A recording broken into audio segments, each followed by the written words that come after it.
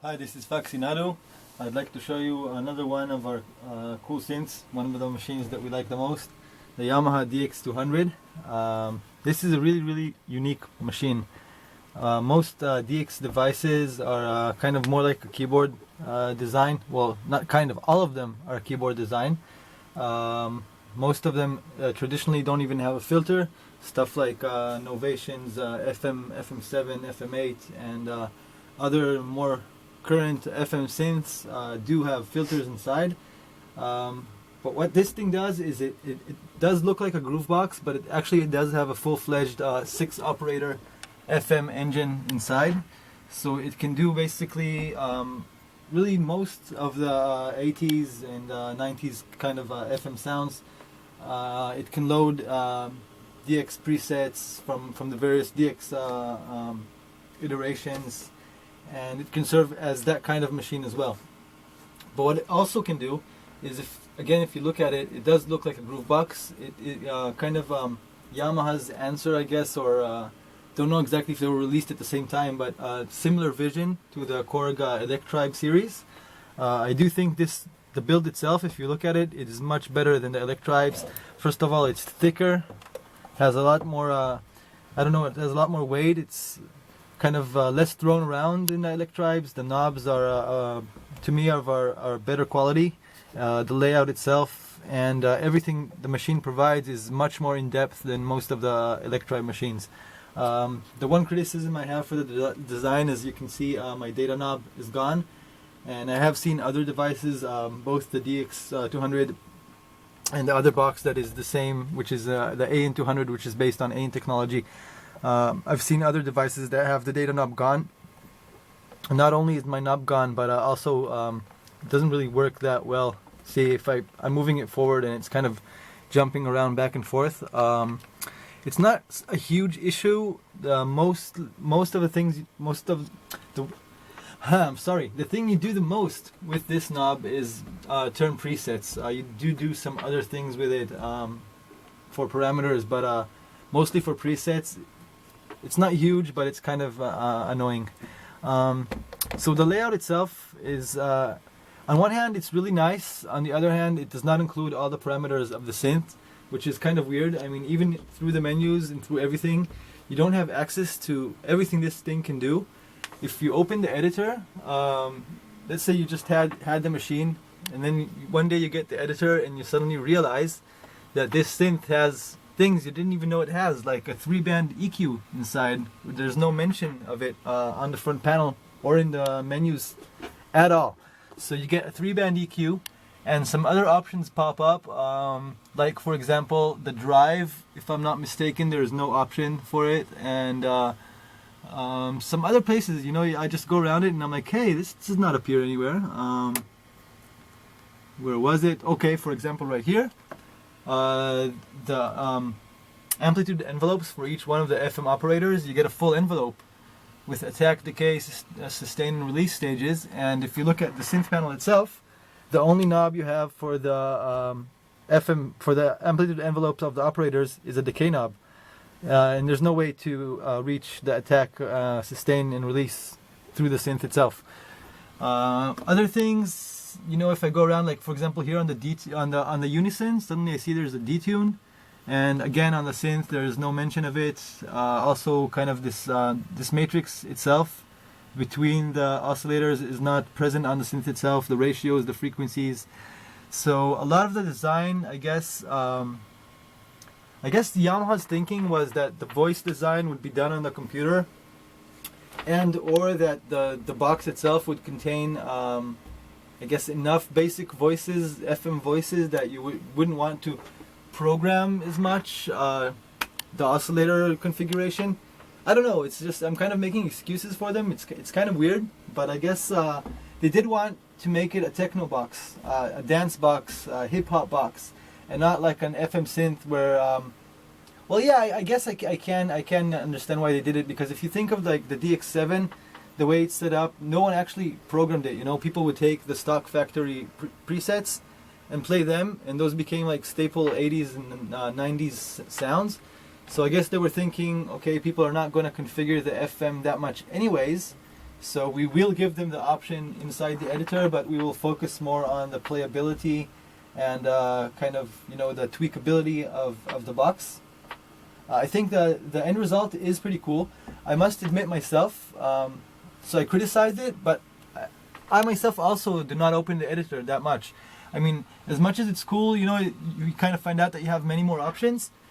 90% of the time I'm just using the synth, and there's enough going on inside and enough things that you can use from the presets and change around, that you will have enough to do and enough originality already within the box itself.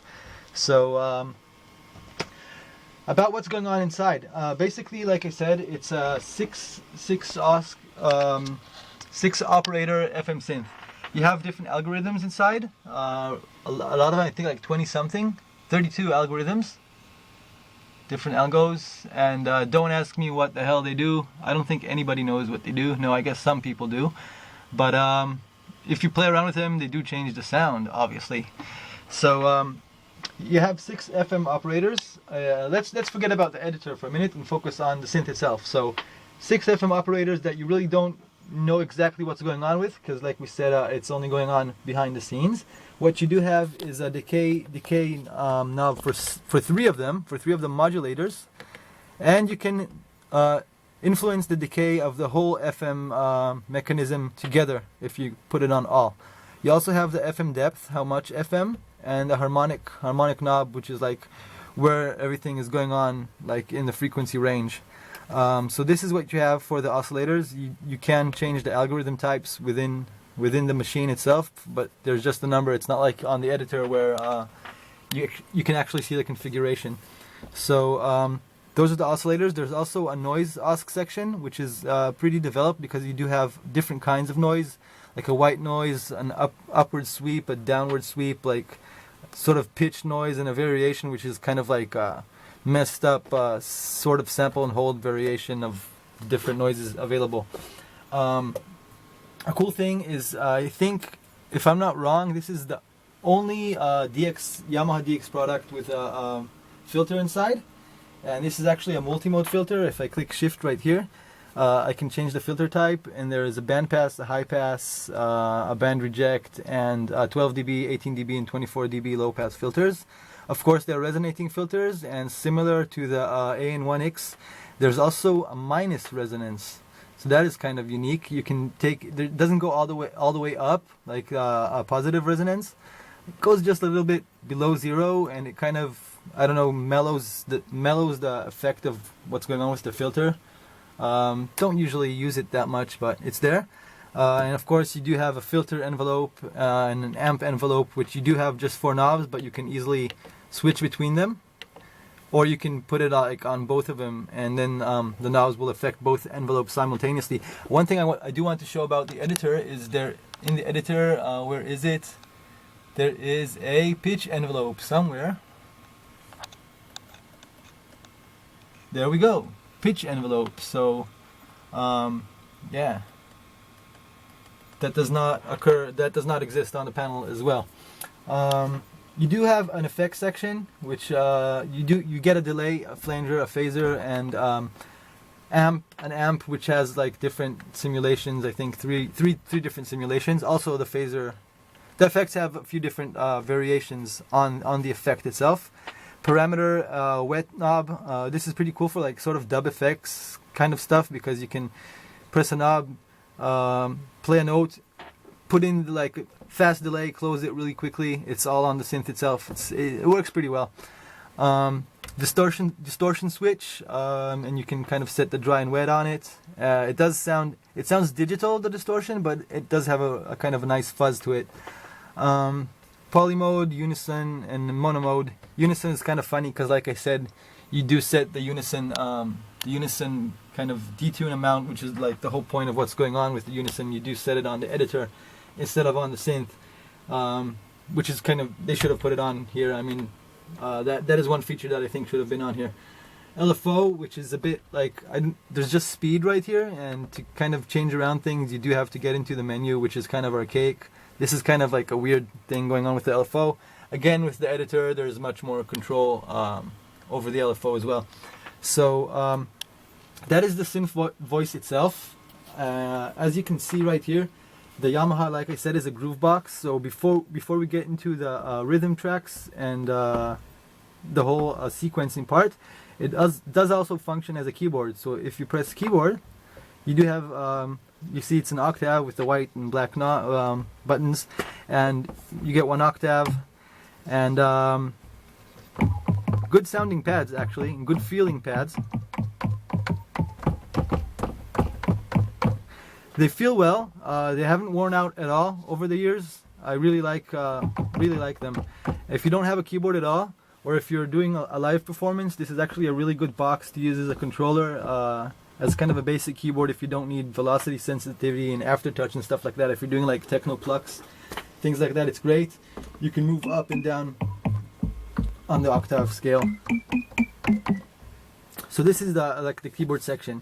Now it is a groove box, like I've said a few times already.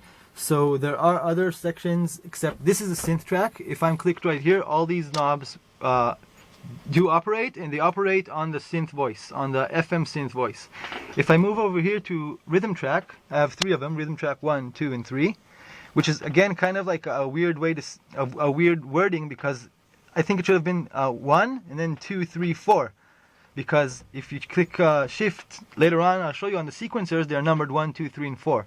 So it is kind of like, wait, let's say you want rhythm track number 2, but it's actually wait, see, again, it is confusing. Rhythm track number 2 is actually number 3 over here. So if you're like kind of working live with this machine, you kind of have to know like that it's set up in this kind of messed up way. So rhythm track. Again, you can click the keyboard while you're on the rhythm track, and there are various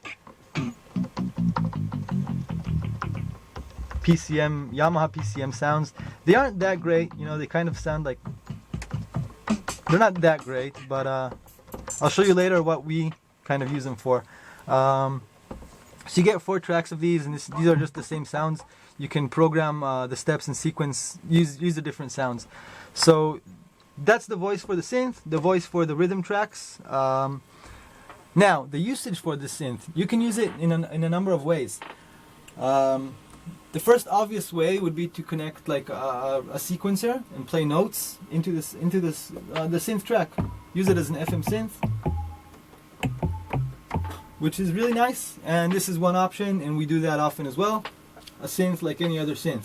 Another option, of course, is the rhythm tracks also accept MIDI channels. So this would be like channel 1, 2, 3, 4. You can obviously set it up to whatever MIDI channels you want them to be, and you can use it as a drum machine. You can play drum tracks via MIDI, MIDI notes via MIDI, and they will trigger the drum notes.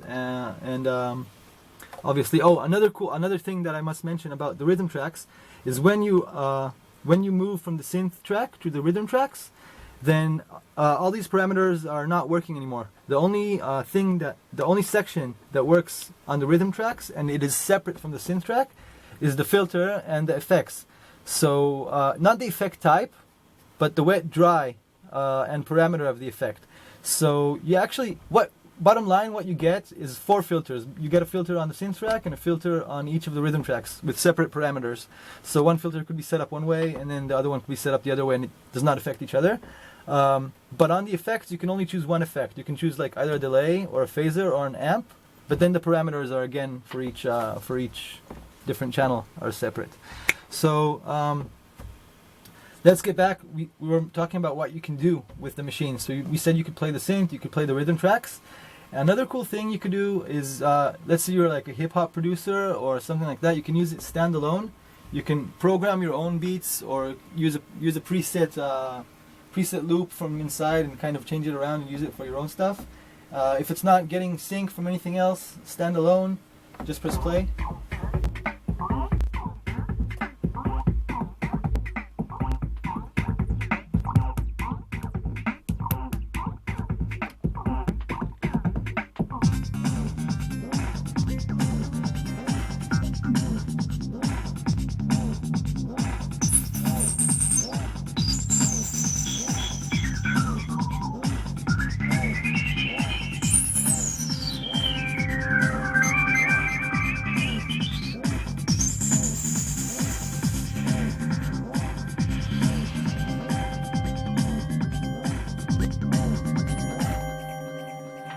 So yeah, you could actually do that. What we like to do with this looper is we like to send MIDI timing from Logic into here, and the only thing Logic will do is when we press play, there's no MIDI information coming from Logic to the machine, but except a clock signal.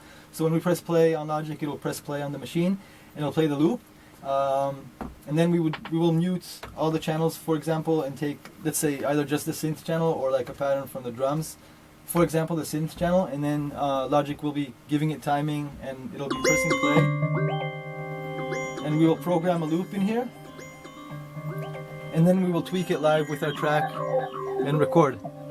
This is actually a very good preset to show you the sound of the DX200, and we will take a little break right here, and we will continue with the sound in the second part of this video. So stay tuned.